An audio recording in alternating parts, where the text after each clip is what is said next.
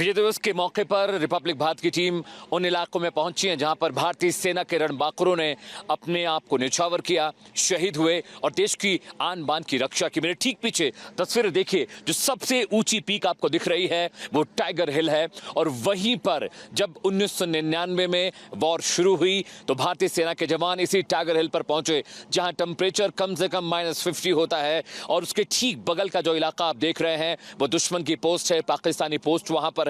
हम बहुत करीब है एलओसी के और वहीं पर जो एलओसी है वहां पर है। और टाइगर हिल के ठीक बगल में जब आप आएंगे तो आपको एक और पिक दिखाई दे रही है, जो ऊंची चट्टान पहाड़ी आपको दिख रही है वो गन हिल है। और यहां पर भी भारतीय सेना की पोस्ट है। उसके लेफ्ट में आप आएंगे बत्रा हिल है, जहां पर शहीद हुए थे हमारे वीर जवान बत्रा। और ये तमाम जो इलाका है इस वक्त जहां पर हम खड़े हैं, हम इस वक्त दुश्मन की नजर में हैं। चप्पे चप्पे पर आर्मी तैनात की गई है। और ये द्रास की वैली है, अगर आप नीचे देखें छोटा सा द्रास टाउन है जहां पर 1000 के आसपास घर है, यहां पर लोग रह रहे हैं। और लेमोचिन जिस इलाके में, जिस वैली में हम हैं, ये बहुत ही खतरनाक इलाका है। और अभी भी जो दुश्मन है हमें बहुत आसानी से यहां पर देख सकते हैं।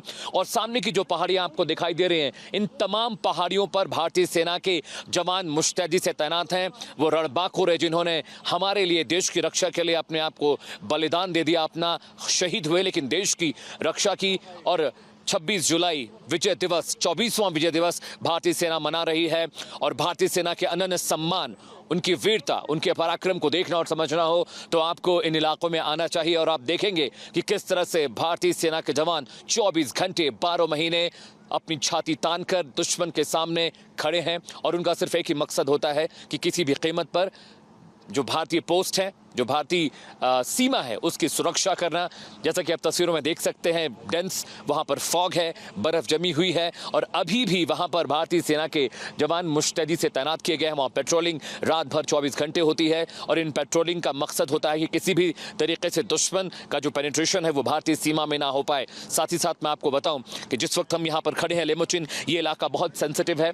और ये जो पाकिस्तानी पोस्ट है वो हमें बहुत आसानी से यहाँ पर देख सकती है, हमारे मूवमेंट को देख सकती है, हम कहां खड़े हैं, क्या कर रहे हैं। और यहां पर भारतीय सेना के जवान यहां पर तैनात हैं। और रिपब्लिक भारत आपको वो तस्वीरें दिखा रहा है सबसे पहले हमारे दर्शकों को, क्योंकि आपने कहानियां सुनी हैं टाइगर हिल के बारे में, बत्रा हिल के बारे में, करगिल के जंग के बारे में। लेकिन वो तस्वीरें देखिए और समझिए कि करगिल की जो जंग 1999 में हुई, 2 महीने जंग चली, 500 से ज्यादा हमारे वीर शहीद हुए, 1000 से ज्यादा जो सैनिक थे उन्हें चोटें आई, वो जख्मी हुए। लेकिन भारतीय सेना ने अपने पराक्रम और अपने बल के बूते पर पाकिस्तान को मुखी खानी पड़ी, पाकिस्तान को लौटना पड़ा। चुपके से पाकिस्तान इस टाइगर हिल पर सबसे पहले आया था, जहां पर एक चरवाहे ने यह सूचना भारतीय सेना को दी थी कि वहां पर कुछ ऐसे लोग दिखाई दे रहे जो इंडियन आर्मी की वेशभूषा में नहीं है।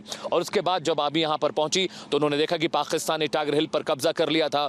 और उसके बाद एक लंबी जंग चली, 2 महीने तक ये जंग चली, जिसके बाद भारतीय सेना ने अपने बल, पराक्रम और शौर्य के जरिए पाकिस्तानी सेना को पीछे ढकेला। और एक बार फिर से टाइगर हिल पे, बत्रा हिल पर और तमाम उन पहाड़ियों पर भारतीय तिरंगे को लहराया। तस्वीरें हम लगातार आपको दिखा रहे हैं और समझिए कि कितना दुर्गम ये इलाका है जहां भारतीय सेना भारतीय सीमाओं की, एलओसी की सुरक्षा करती है।